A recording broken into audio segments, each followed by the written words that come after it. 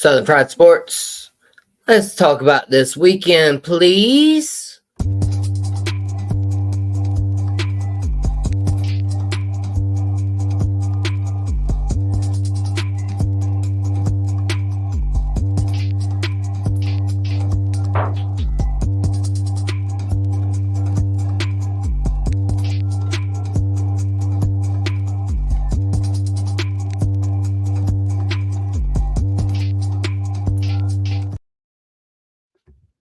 Good evening, ladies and gentlemen. It is your boy JD of Southern Fried Sports coming to you live from right here in Simpsonville, South Carolina.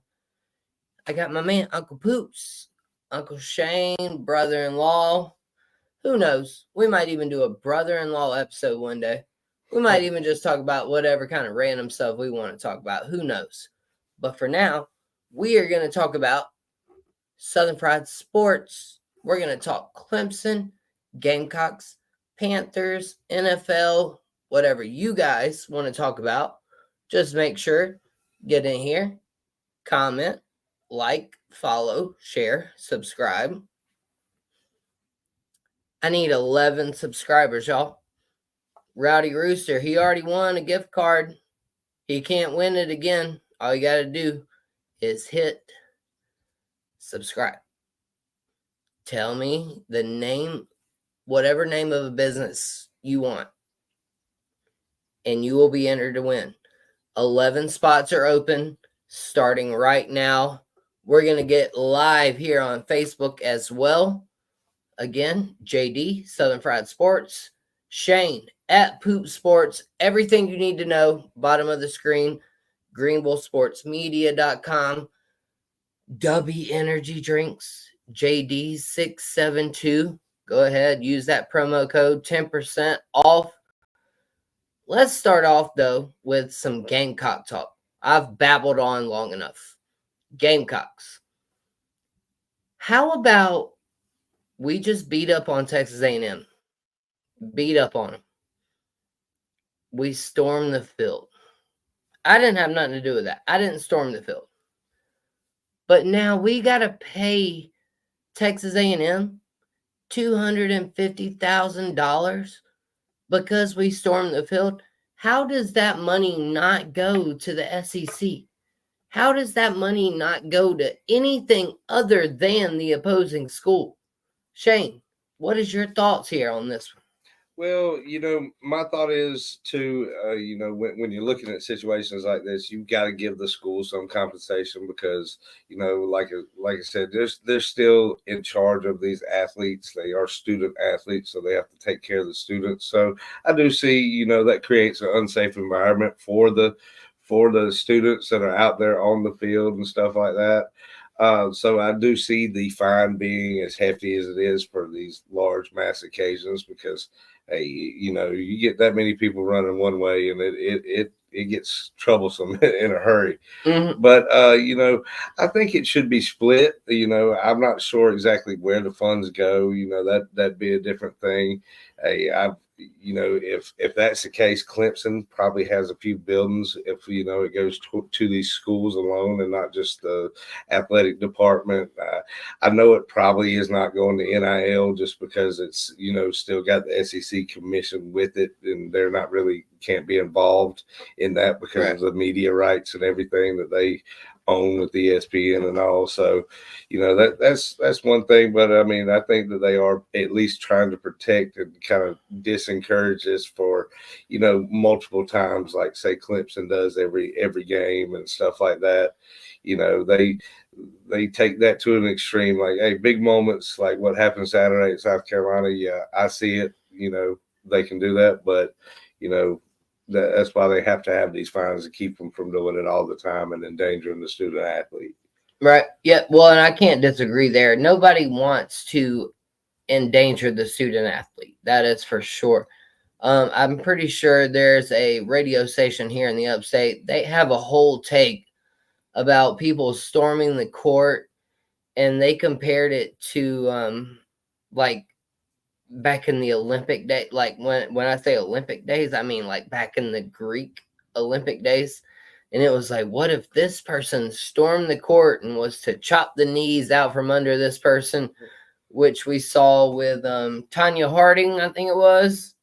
Listen, that's not the debate, though, that I wanted to get into. It's just so strange to me that the money goes directly to the other school. I mean, I know they're a conference opponent. I'm sure that Texas A&M, though, is probably using it to pay off Jimbo Fisher's, buyout from firing him. Or maybe they're still doing Kevin Sumlin's buyout. I mean, either way, they're still buying out 2 coaches at this point. And speaking of buyouts, Clemson fans, after what you saw from Dabo Swinney the other day, and what you've seen from him the past few years, I don't know what his buyout is right now, but have you guys seen enough yet? Because I thought it was very strange that he decided to not go for 2 the other day, down 19 points. So if everybody can do this math for me, 6 plus 2 is 8. 6 plus 2 is 8. And then plus 3 points would be 19. And so he was down 19. And he scored 1 touchdown. And he could have made it into that 2-possession game. But instead, he just decided to keep it a 3-possession game. At that point, ladies and gentlemen, Dabo Swinney had conceded winning that game. Shane, how did you feel about it? What were your thoughts on how Clemson performed against Louisville this week? I didn't watch much of it. Going back and looking at some of the highlights and I guess what you would call lowlights, I guess, for Clemson. They completely abandoned the running game. From what it looked like and what I saw, they had better statistics. Yeah, like it looked like they should have won that game. Oh yeah, well, and it just kind of, from what I saw, it just kind of fell apart there. You get into these games, late into the season and stuff like that, and you're kind of riding this high and stuff, and reality comes back and it bites you, and sometimes it bites you harder than others. But hey, we saw a big mix-up throughout the top 25 this week with 6 of the top 25 teams going down to I know 3 of them at least are unranked opponents. Yeah, so. Most of them were, of course, none of them were my upset pick though. I missed that upset pick. If it would have ended at halftime, I would have been good. Duke was up on Miami at half. That was my upset pick. Missed it. Meh. Oh yeah, well, and I mean, we saw Virginia Tech go into another game in overtime. Their season does not look. I'm not sure exactly what it was. I was back down home packing, moving things up here, so I was listening to it on the radio. But I know Tootin didn't play and Drones was out, so I'm not sure. I hope they get healthy and all by the time that this weekend comes around. Big game against Clemson there in Blacksburg. It's a 3:30 kickoff. It's going to be a nice atmosphere. Should be a rowdy crowd and a pretty good game with these 2 teams. I predict we're going to see a lot of running the ball between both these teams, the way that they've been ineligible to protect the football here lately. Hey, what's up, Rowdy Rooster? Appreciate you being here, big dog. What's happening, Big E? Let go. Also, Wesley Roberts here on Facebook. Wesley, thanks for being here, man. Hey, I think you're a Clemson fan. So, and listen, we're not going to lump all Clemson fans into doing this. But at this point in the year, we have seen Texas, Tennessee, and Clemson throw things on the field. And as a matter of fact, we might even have seen 4 teams do it, because I'm pretty sure the Gamecocks have already done it. We're all passionate. We all love football. We are what we are, okay? We are football fans. We are fanatics. We all forget that the word fan stands for fanatic. So Wesley Roberts over here on Facebook, my man Rowdy Rooster over here on YouTube. Shout out to you Juju gentlemen. You two gentlemen. Words are hard. Don't judge me. And no, Shane and I did not plan this color coordinate. I don't know what it is. I swear I've seen this happen before. People that are going live at the same time. I don't know what it is. We always end up with like the same colors or whatever. We were trying to be neutral because I'm trying not to be a Gamecock. He's trying not to be a Hokie. But he was just mentioning the Hokie game. And so he was listening on the radio, like Shane said. So when I explained it to him, we are both befuddled as to what actually happened here. So, ladies and gentlemen, there were 18 seconds left to go in the first half, Virginia Tech and Syracuse. The quarterback for Virginia Tech fumbled the snap in shotgun. All right. He picked up the ball, threw it for a long pass. They reviewed it. And of course, when he picked up the ball, his knee was on the ground. So it was ruled down. There was no penalty. There was no holding. There was none of that. But when it was explained to the head coach on the sideline, they said that there had to be a 10-second runoff. For what? For what? A 10-second runoff usually in the last minute of a half only comes with a hold or with a false start or something offensive penalty wise. All my dude did was fumble the ball and pick it up and hit, like basically QB nailed it by mistake. So why did that cost them 10 seconds? And then not only that, Virginia Tech had a timeout. The clock ran off. They weren't even allowed to use their last timeout. So the fact that they ended up losing that game in overtime, to me, Virginia Tech is better than what a lot of people want to give them credit for. I know Shane's watched them a lot more than I have, but that was my thoughts on the end of that first half and the end of the Virginia Tech game. Oh yeah, well, and the way that they explained it is because they reviewed it and it was a stoppage of time. Virginia Tech did have the opportunity to use the timeout, but hey, you got 7 seconds left to go. You're in verge field goal range. I'm pretty sure Pry thought that his running back, who gained a great effort to try to get into the end zone once the clock expired, from the way it sounded on the radio, why he just didn't go ahead, get out of bounds, use that timeout, get a quick three, get a little bit more momentum going in the halftime after what could have been a disaster on that fumble.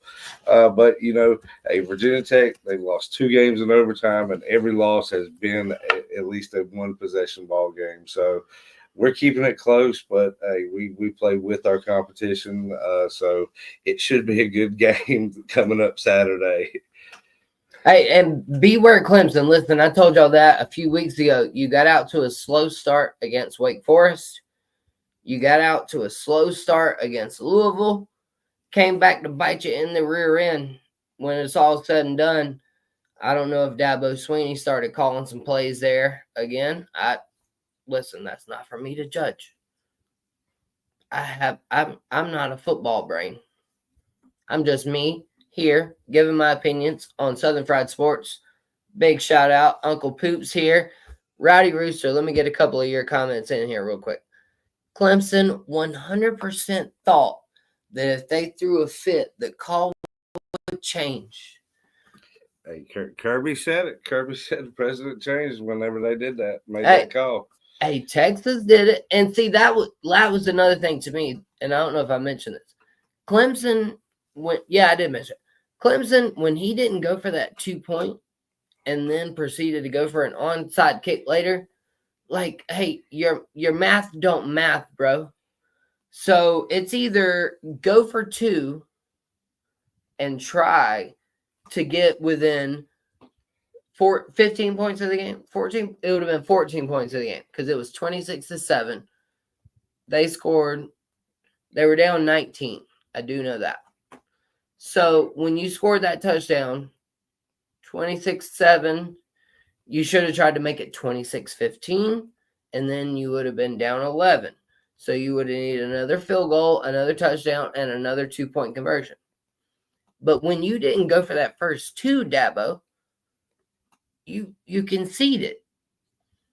So I don't understand how it came to you kicking this onside kick and everybody getting all bent out of shape about it. Most of the Clemson fans had already left at that point. They were already gone. They were already checked out. I don't want to never hear none of that mess about Gamecocks leave early. Y'all, Clemson fans, y'all are checked out in the third quarter. Let's see, I showed that one. Let's get this one. Rowdy Enter Sandman is a top 10 entrance in the nation for sure. Oh, yeah. Oh, yeah. Hey, 2001 and Sandstorm and Enter Sandman, top 5. Period. Y'all know how I feel about big markets. All right, so Michigan's in a big market. Ohio State, big market. Just miss me with all the big market stuff. All of the passion, all of the drive lives right here in the small towns of Simpsonville, South Carolina, or Sherrill, South Carolina, or in Rowdy Rooster's case, Woodruff, South Carolina. By the way, don't go look up Rowdy Rooster in Woodruff. You will not find him. He's nowhere to be found. Not even gonna happen. Let's see what else Rowdy Rooster had right here. Ain't it funny if other teams lose, they can't blame the refs, but if the mouth breathers lose a game, it's definitely the refs. Yeah, I mean, he did have the ball in his hand on the ground. I'm just going to say that. Right, well, I'm going to say that. Man, Clemson, I've never seen, there is not another fan base, though, that gets more quiet. Like, if they're winning, they're doing great, they're doing good. But other than that, it's always in defense of Dabo, in my opinion. That's what I've seen. So, like, it's never criticism. Tyler from Spartanburg, y'all saw how he got treated. There's been media passes revoked for Clemson. If you don't say the right thing, and even those guys down there that come on to radio shows, trust me, they have to think long and hard about what they say, about being too critical about Dabo Swinney. But to me, I'm just Southern Fried Sports JD. Gonna bring it to you real. Gonna tell you what I think. I'm not a Clemson fan, but Dabo needs to swallow some pride. I think Shane could even agree with that. Yeah, but but yet here we are. We're 1 week after talking about how he has gone against the norm and how he's building the program up to what it used to be.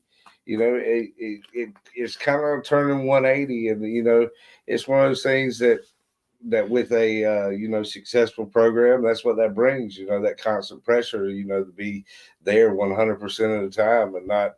I mean, for years we used to call it Clemsoning. Now we don't use it anymore because of how great they became. Mm-hmm. I'm sorry, I'm over here laughing at the comments. We got Rowdy Rooster and other news. Carolina men's basketball team just lost to North Florida. Yes. I was checking that just before we came on the air. The women were only up 8. And hey, your brother here, Rowdy Rooster, Scott, he said, I just looked up Rowdy Rooster and found nothing. Not a thing. I guess that just means it's about time for you to come on to Southern Fried Sports. Your seat's as warm as Shane's over here, bro. I promise. Anytime you're ready to come, we can talk about it. The Lady Gamecocks did, in fact, take down Michigan. Okay, thank you for that news. Listen, we break you live news. We talk all things sports. let's talk about, let's see, what can we get into next? Shane, let's go NFL. Let's talk about what is the difference between 2 feet, a leg and a shin, a leg and an elbow. Like at this point, does anybody know what a catch is in the NFL? I can tell you, this is the most basic way I've been able to interpret it.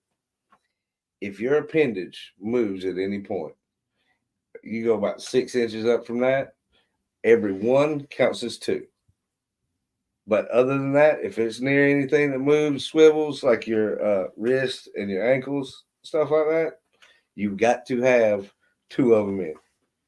Right. That's how I've interpreted it for the most logical sense to try to explain it, But it's basically forearm anywhere else up, one equals two. Shin anywhere else up, one equals two. That's the most simple way to put it. And the way that we're looking at it now, after the calls that we've seen the past couple weeks and the amazing catches that they are, hey, at least we can say that they have been consistent on it the whole time.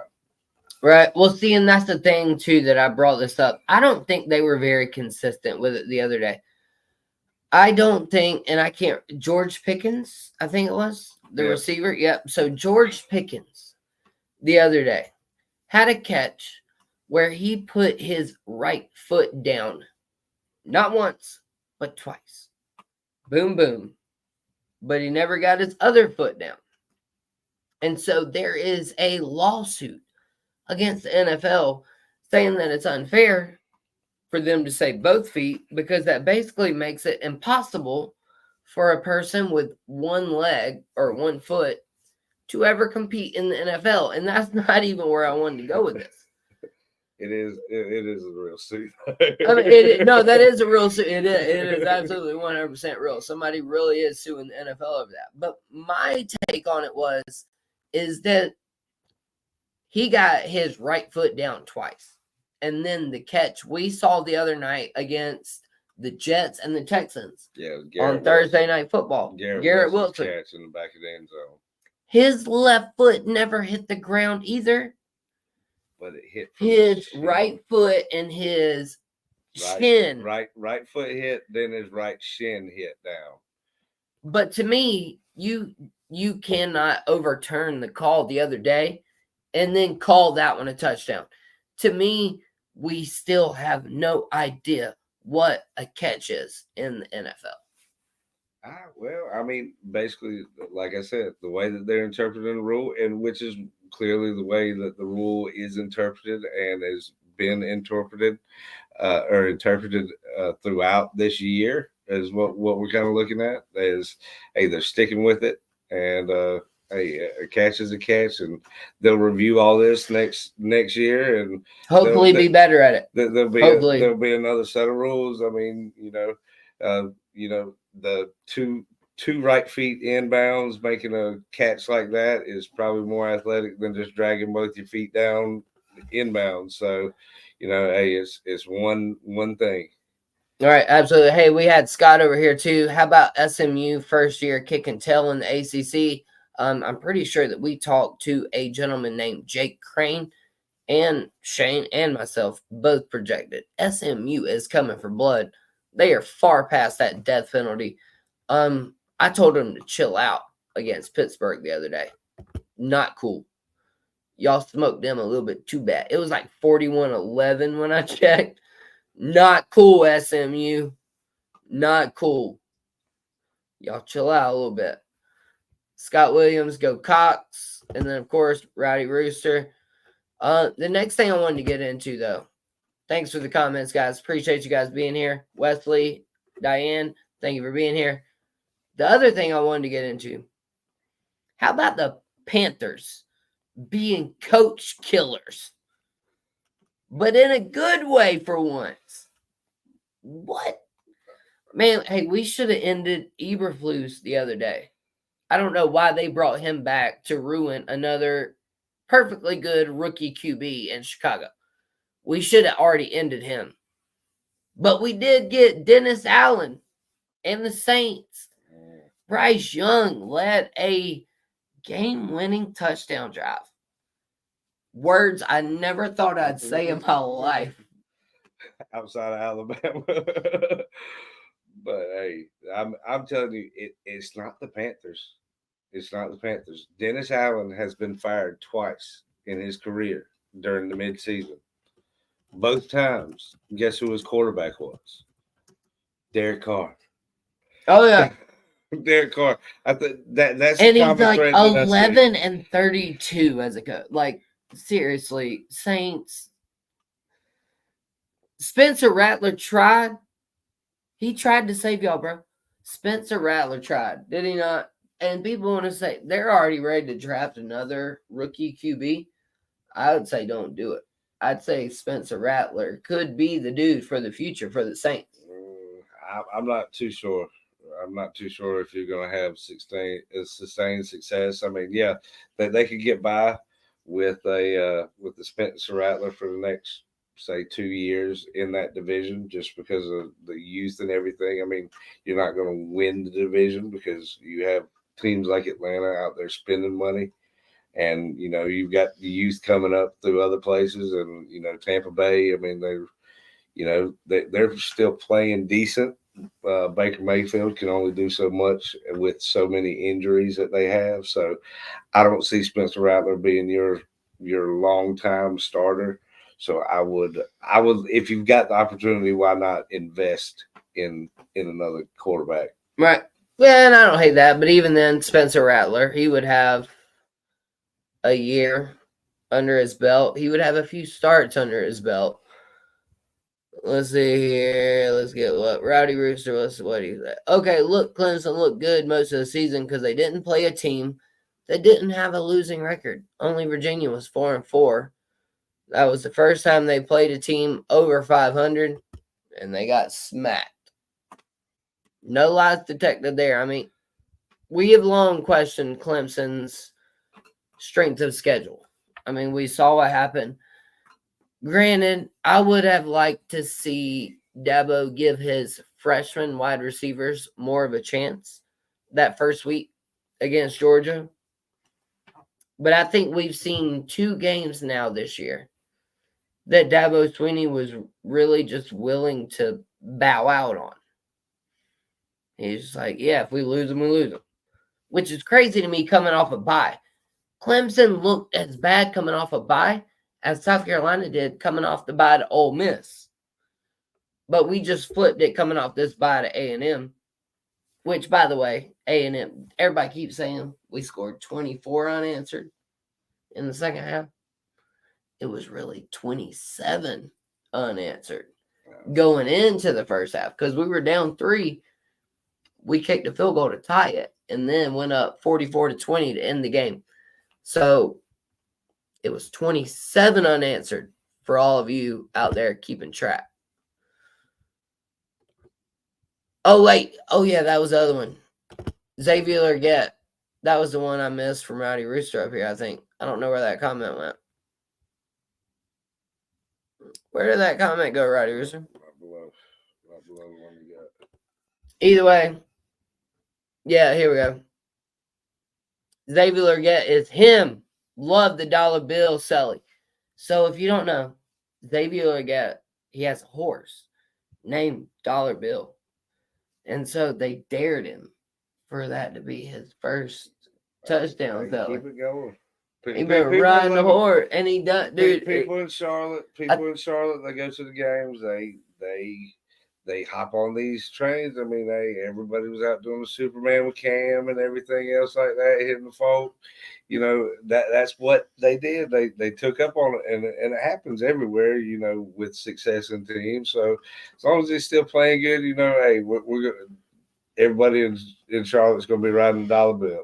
Oh yeah, dollar bills, y'all. Dollar bills. Scott Williams, Miami as well, play no one. Hey, I tried to call their demise this week. That was my upset pick. Man, I was good in the first half.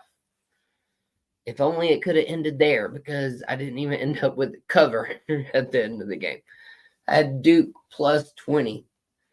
They were leading at the end of the first half and then lost by more than 20. Good gravy. As the Scott Williams Panthers will hopefully get the first pick. I don't know, man. The Patriots, the Raiders, the Saints. I don't know. Somebody might give us a run for the money. NFL news, Steelers looking like Steelers. I was very concerned when they went from Fields to Wilson. But of course, Mike Tomlin is a genius. So what can we say? Mike Tomlin, great head coach in the NFL, always finishes plus 500. You got anything on the Steelers? Man, they're as long as they stay healthy, that's all it is. TJ Watt is, TJ Watt is him. He's as Scott said earlier. He is he's the opposite of his brother. I guess he can get hurt, come back and play just as well, if not better, than he was before. Once his brother started having those injuries back-to-back seasons like he has here lately, we saw a decline in JJ's. But TJ, he's been able to keep it up there. So, hey, they're looking good as long as they can keep the run game intact. The line healthy. I think they'll do all right. Oh, yeah, absolutely. And Blaylock's run over here. Do you ever cover my Maryland Terps? I'm messaging you back right now, and I'm telling you that I covered them a few weeks ago, and I messaged you. And I covered your Rice Owls, my friend. I gave you credit for beating USC. I did also make fun of you for losing to Northwestern. So, yeah, Blaylock's run. Shout out to you being here. Appreciate you.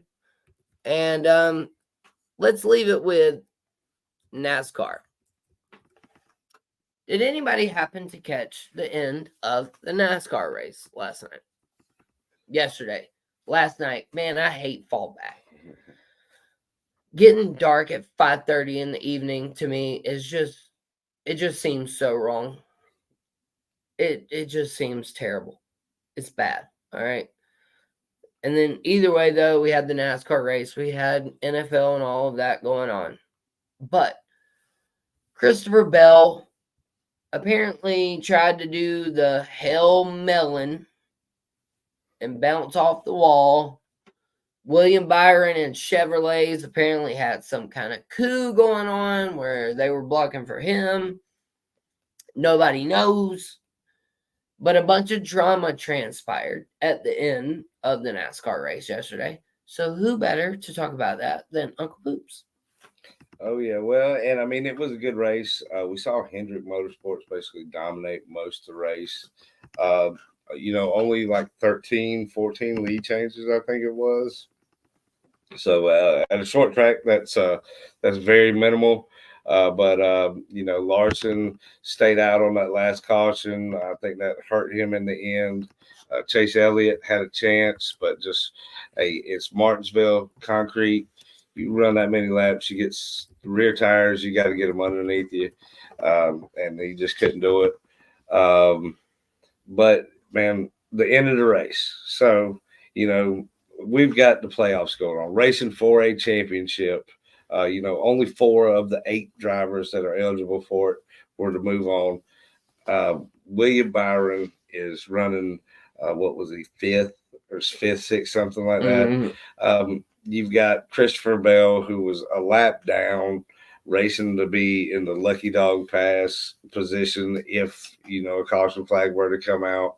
We're talking about 25 laps. I know it seems like a lot, but at the short track, it's not really a lot. But the Chevys, they look racy, but yeah, there is team radio that you can hear. They're going back and forth. Hey, he can't lose any more spots. Hey, this, and this. So you think there might be some blocking, but I mean, Austin Dillon and Ross Chastain were, they were racy with each other. So it wasn't as obvious as, say, Christopher Bell's move going into number 3 at the end of the race, very last lap to get one spot to pass Bubba Wallace, who coincidentally, this isn't brought up as much, but is having a tire go down. That's why he slows up so much getting into 3, where Christopher Bell can pass him and then eventually wash up into the wall. He washes up into the wall. If he washes up into the wall, comes off the wall and gasses it, hey, no harm, no foul. But Ross Chastain made a move that was ingenious at that time, and uh, NASCAR took a look at it, outlawed it, and Christopher Bell did exactly what they outlawed. So in the end, they were tied in points the way they finished until NASCAR ruled that that move by Christopher Bell was deemed illegal. So he would go to the last one of I believe he had to give his spot back up to Bubba Wallace. It ended up finished 22nd. Yep. Yeah. So, well, and yeah, there was some controversy apparently that came over Bubba Wallace's radio. There was tons of controversy though in NASCAR, man. If you guys don't watch it, I know, and Scott Williams, he just mentioned what was the deal with the tires, and that man, they used it used to be more driver. I mean, and to me, I watch NASCAR because I want to see close panel racing. I want to see a dude get a bumper. I want to see a dude get spun out. I don't want to see a caution necessarily. I don't want to see carnage, but I want to see good closed quarter racing. Just like I would go to my local, dirt track on a Saturday night. I want to see good close racing. And for whatever reason, NASCAR, they've done a little bit to kind of help it, but they made it to where nobody can pass one another. It's just everybody gets it. You get there, you're side by side, and you're stuck. There is no real passing. The tires don't wear off, as you mentioned. And then, ladies and gentlemen, been a great episode. Don't forget, GreenvilleSportsMedia.com. Don't forget, Furman Joust, JOUST.com. Also, W Energy Drinks, JD672. Go get yourself some W Energy Drinks with a 10% discount. Everything you need to know, bottom of the screen. Huge thank you to Uncle Poops for being here. We're going to hit a few comments, and we're going to go get back to Monday Night Football and getting to work tomorrow. Y'all be blessed, not stressed. So let's see here. We got Blaylock. Blaylock's Run, Southern Fried Sports. Did I ever cover your Maryland Terps? Yes, I did. We talked about it. Appreciate you being here, though. For sure. Y'all beat USC. You lost to Northwestern. Rowdy Rooster says, no turtles allowed over here unless you're a Ninja Turtle. My boys love Ninja Turtles. Blaylock Shrine says, thank you for covering my team. We appreciate it when our teams get covered. I'm not going to read that. Rowdy Rooster, my team is Maryland, and also Rice. Rice, good baseball team. Not so much.